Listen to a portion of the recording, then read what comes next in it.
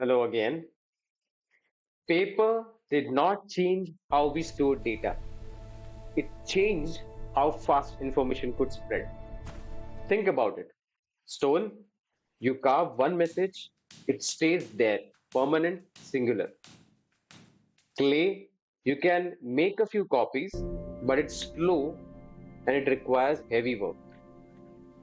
Paper, एक message आज लिखो, कल 100 जगह पहुंच सकता है. One message today could reach 100 places tomorrow. Knowledge moved faster than armies. Ideas outlived kings. Religions crossed continents. But here's what nobody warned us about. Paper introduced something humanity had never faced at scale: the copy error. One scribe makes a mistake, that mistake gets copied. That copy again gets copied. Suddenly, lies travel as fast as truth. For the very first time, data could be wrong everywhere simultaneously.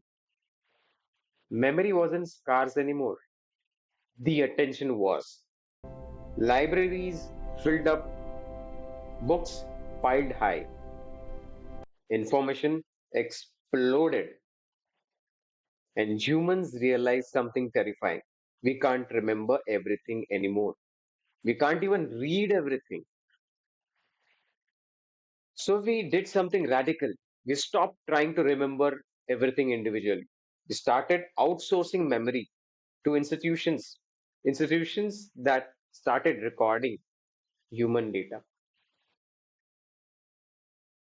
In the very next video, we will understand when memory moved from people to system and forgetting became illegal.